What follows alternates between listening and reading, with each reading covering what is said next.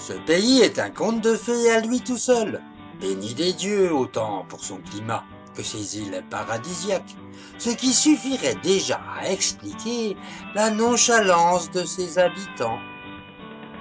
Maison blanche sur un ciel bleu azur, une mer aux reflets mordorés, enveloppée par le chant des cigales, d'habitants aux mœurs légères et nonchalantes, d'un État très léger et peu regardant, dont les fonctionnaires seraient taxés de laxisme, de bien d'autres contrées. Mais franchement, même moi, il me prend à rêver de vivre dans un tel pays. Reconnu comme étant le berceau de notre démocratie, glorifiant le corps humain, au point que leurs Jeux olympiques se faisaient seulement avec des habits de Dame Nature, et même leurs philosophes discourant tout nus dans un tonneau. Oh là là!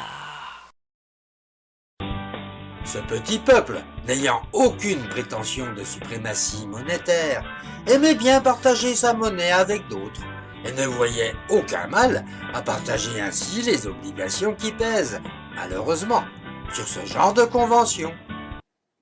Retrouvons-les en 1865, faisant partie de l'Union latine. Comme quoi l'Europe n'a rien inventé, mais faisant bien partie de tous les coups fourrés. Oui, tout à fait, Thierry, tout à fait. Napoléon III, ne supportant plus la puissance de la livre sterling, veut concurrencer les Britanniques et créer l'Union latine, comprenant la Suisse, la Belgique, l'Italie, la France et la Grèce, afin de partager une monnaie commune. Comme quoi on n'a rien inventé, et l'histoire ne fait que de se répéter. Chaque État étant chargé de mettre en circulation des pièces du même calibrage or et argent, et qui ensuite circulaient librement entre les pays, parallèlement aux devises nationales. Bien avant Papa Andréou, le FMI et les embrouilles contemporaines. Et oui, la Grèce était déjà en faillite. C'est dingue ça. Comme quoi elles ont une longue pratique de la chose, mais n'en ont tiré aucune leçon. Et s'ils ont trafiqué tous leurs comptes, menti à toute l'Europe pour pouvoir profiter de nos subventions, ce n'était pas leur coup d'essai. Alors moi il m'épate. Donc, à cette époque, fin du 19e siècle, leur stock d'or est en perdition. Aussi, ils n'ont pas trouvé mieux que de réduire discrètement la part de l'or dans leurs pièces. Une tricherie délibérée qui entraîna une dévaluation que subirent tous les autres États et que n'apprécièrent pas du tout les dirigeants de l'Union latine, laquelle, en 1908, l'exclut sans ménagement. L'idéologie ne régnait pas en maître à cette époque, et un tricheur, on le virait. Point final. Ce qui ne causa aucune des catastrophes que l'on nous promet à longueur de temps, si nous faisions la même chose maintenant. La Grèce nous ment depuis le début, n'a entrepris aucune des réformes promises en échange des 250 milliards déjà reçus des contribuables européens et du FMI. Si la désenterie s'arrêtait de suite, chaque Français aurait perdu 615 €. Je suis venu pour dire aux Français que cela suffit. Bien sûr que l'on ne va pas s'en rendre compte de suite.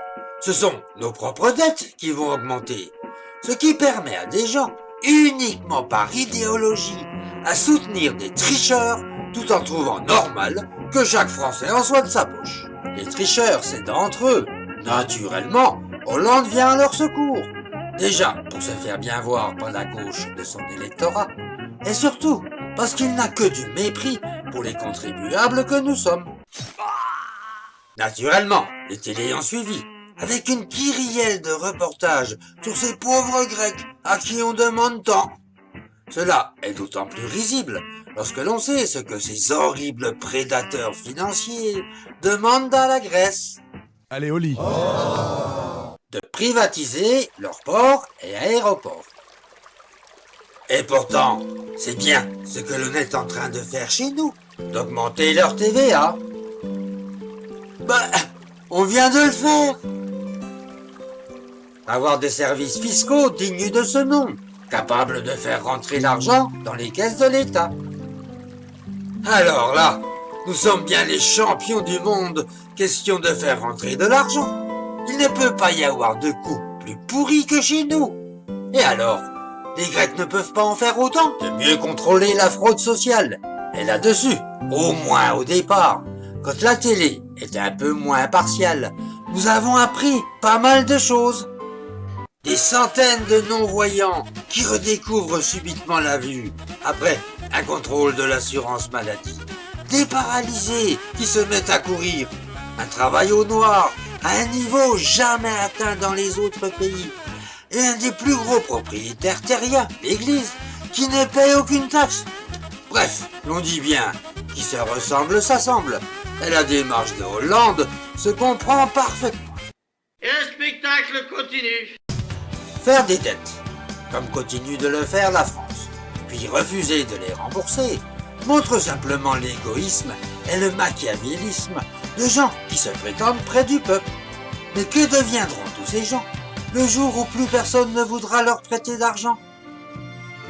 S'il y a bien une leçon à tirer de la Grèce, c'est que tant que l'on n'est pas élu, on peut promettre n'importe quoi.